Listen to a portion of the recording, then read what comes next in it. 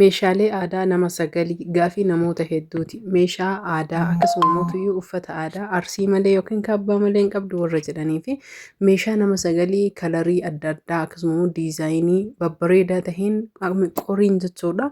Qorii maalirraa hojjetamurra jettaniif heexoorraa kan bocame haala ammayyaatiin uffatoota dhiiraa akkasumas shamarranii. Assalaamu alaikum warahmatullaahi wabarakaatu. Ashama harka fuunni Oromoo kiyya guutuu jira jirtu amantiif kutaan osoo waliin qoodini uffanni kutaalee hedduu ni jira jechuudha. Hundi isaatu kutaa 11 ajajannaan inni argattanii sababbiin isaa arsii malee hin qabdu, baaleen hin qabdu, walloon hin qabdu, wallagga hin qabdu warri jettan hundi isaanii argama harargeelleen jechuudha. Hundumaafiyyuu namootiin meeshaa kana barbaadan lakkoofsa bilbilaa duwwaa 978 1572 waatsaappii teelegiraamaan na argattanii isiniin jedha. Isinirraa wanni badee fi hojiilee kanneen qabadheeti hordoftoota fi kabajamtoota kiyya hojii baay'ee bareedaa ta'ee fi akkasuma mootuyyuu hedduu namatti tolu namootiin jaalattan hundi keessan akkuma isiniin jedhe lakkoofsa kiyyaan koottaa teelegiraamaan na dubbisa.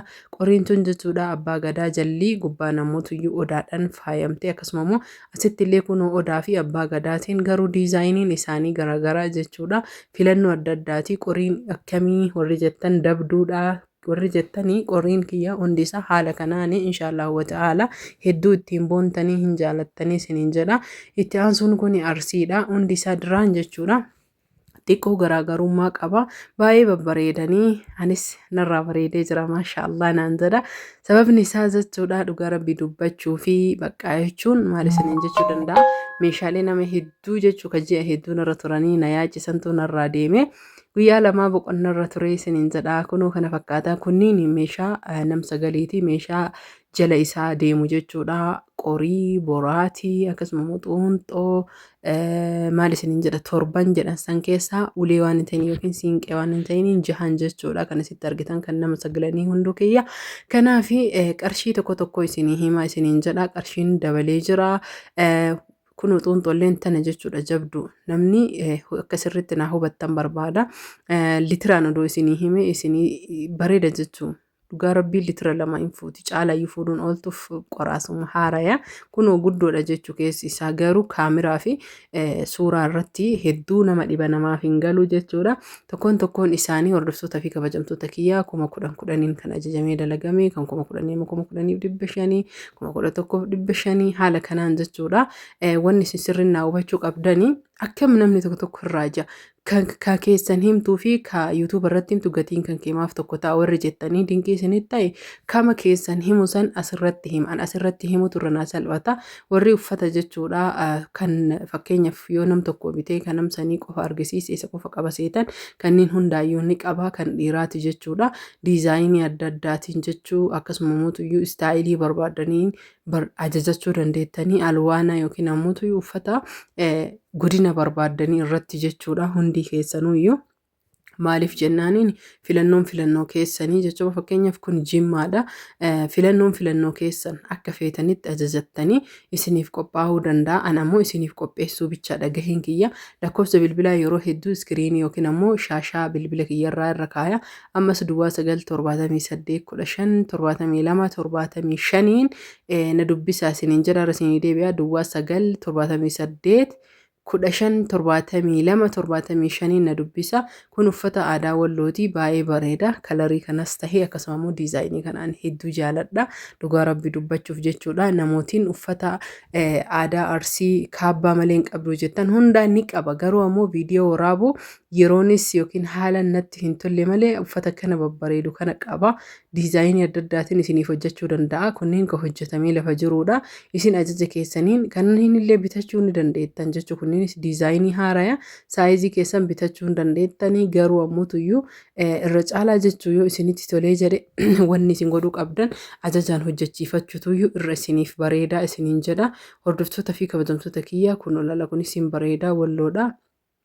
Baay'ee baqqaa jechuun uffata babbareedatu jira.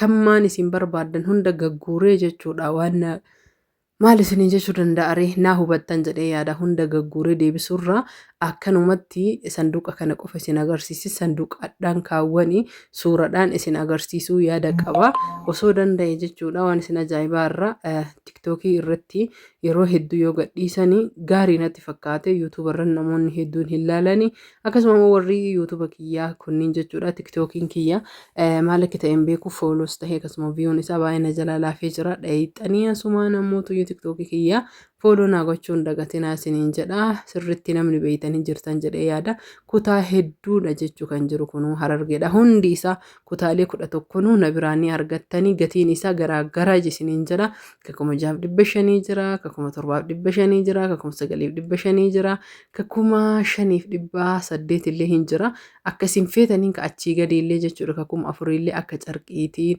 akka diizaayiniitiin isinii galee akkuma amma fakkeenyaaf uffata aadaa ta'ee kunoo asitti kan argitan haga beelloo mushurraallee ni qabna namootiin hajamtan heloo jechuun hin dagatina lakkoofsa bilbilaarra isinii deebaa duwwaa 9 78 15 72 75 umurazaan heloo jechuun dagatina warri uffata baalee qabdaa ittaan kunoo ahlee wassaalee baalee bu'aa biyya loowwanii asumaan isiniin jenna akkasuma mootuyyuu ka walloo kunnu ka gubbaasanillee ka eessaa isiniin jedhare hundi isaanii ni jira kun beelloo mushurraati warri sargi godhachuu barbaadan biyya galtanii qophii godhachuu barbaadan kunoo beelloo yoo na ajajattan ni argattanii inni kunniin moodela ama biyya keessa deemaa jiru bakka jechuun uffata kanaa haa dhiyeessuu malee hin jaaladhu uffata na qabu jechuudha dhugaa rabbii isinitti hima kana qabu baay'ee na cinqaayyuu jechuun hojiifillee namatti hin tolu wanna hedduu kanaaf hordoftoota fi kabajamtoota kiyyaa namoonni jaalattan qarshii 6,500 qarshii 7,500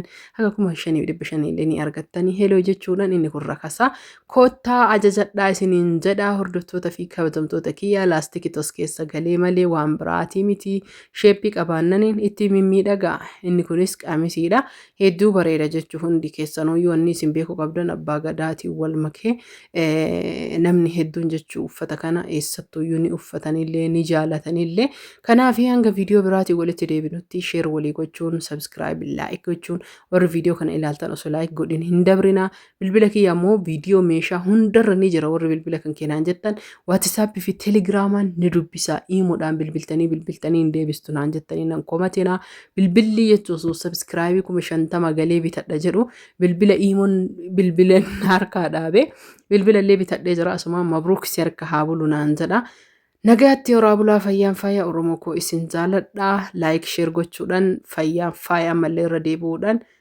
galatooma.